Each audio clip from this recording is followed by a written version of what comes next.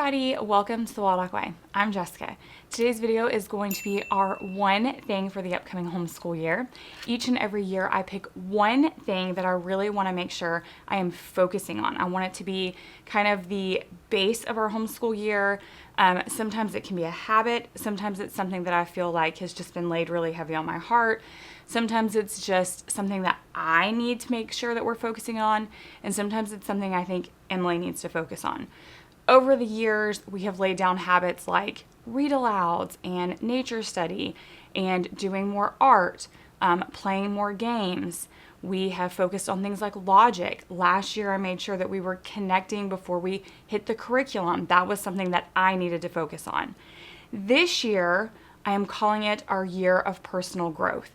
I feel like as we enter into the teen years, more than academics, what I want to make sure I'm instilling in Emily is that I am raising a capable, confident teenager. So because of that, that's what I'm focusing on this year. It's the year she turned 13. It's our last year before we hit high school. I just feel like it's the perfect time to really focus on making sure I'm raising that capable, confident teenager who's going to be ready, hopefully, to enter the real world. With that being said, I have picked, for the most part, a handful of books. These books are going to be ones that we read aloud together because another thing that I love about the teen years are those deep conversations, and I want to make sure that we are having those deep conversations with them. The first thing that I have is a year of positive thinking for teens. We will be adding this to our basket time because it just has a short little kind of daily motivation to beat stress, inspire happiness, and achieve your goals. So this is something that we'll just be doing on a daily basis just to kind of lay that foundation. The first book that I have is one that I actually read when I kind of started my healthy journey, which included mental health as well, and it is Make Your Bed. So this is little things that can change your life and maybe the world. We will be reading this one aloud together. It's probably the one we're going to start the year with just because I want to make sure we're talking about those little things and getting back into those habits, right, of making our bed and doing the things that we need to be doing that we've kind of been slacking on over the summer. And then the rest of the books that I have, I kind of picked for multiple reasons. Number one, they span a wide range of things. We've got mindset, we've got emotional, we've got habits, we've got a little bit of everything here. But also, every one of these books is a teen version or a kid's version of an adult book. The majority of them, I have read the adult book and I got a lot of value out of it. So I knew she would get a lot of value out of it as well. Some of them I have not read the adult book yet, and I'm going to read it alongside her. So we will read these books aloud together, but I will also at the same time be reading or listening to the Audible version of the adult book.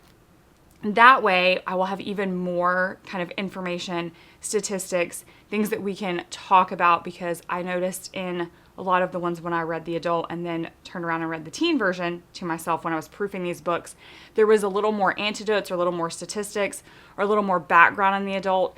I don't necessarily think she needs all of that, but I like having it and kind of knowing it so that if we get deep in conversation, I have more to add to the conversation because of that. So every one of these that I'm going to show you has an adult book. So if you're looking at these and you're like, man, these are great for my teen, I wish there was one that I could read as well. There is. The first one we have is Your New Playlist. This is by 𝐂𝐴. I have personally read everything by him and love it. This is all about mindset.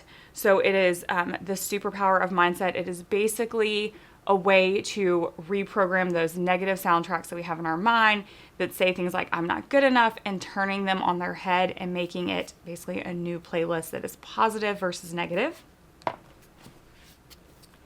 Another one by 𝐂𝐴 we have is How Teens Win. This is all about accomplishing big goals, and it's kind of specifically almost written even to a perfectionist, where like done is better than perfect. So another really great one because I do have a perfectionist. A Teen's Guide to the 5 Love Languages. So this is just the teens version of the very popular 5 love languages. How to understand yourself and improve all of your relationships. We have How to Win Friends and Influence People for Teen Girls. So this is an essential guide for new generations of empowered, savvy, and confident young women. We have Brave. This is a teen girl's guide to beating worry and anxiety.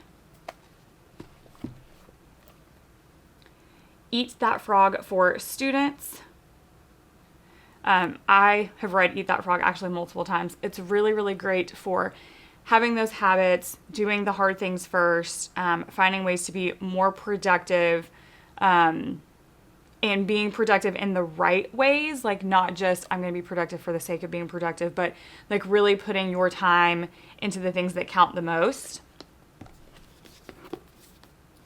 The Confidence Code for Girls.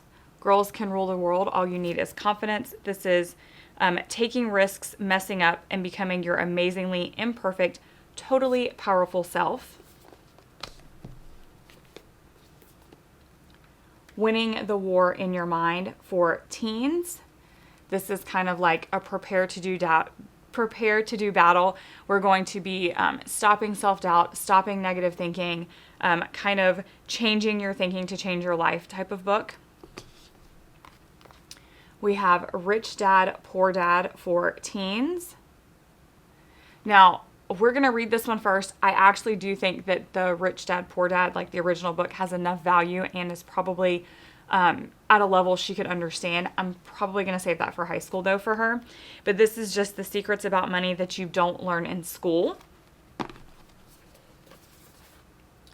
What Color is Your Parachute for teens? So this one is all about discovering yourself, designing your future, and kind of planning for your dream job. So it's all about like kind of like what character traits you have and what jobs might fit you best, and then having to kind of design your future towards the jobs and the things that you want in your future. I'm not sure how in depth we'll get with this, but I think it's a really good start to kind of being able to gear high school towards her interest or her future job.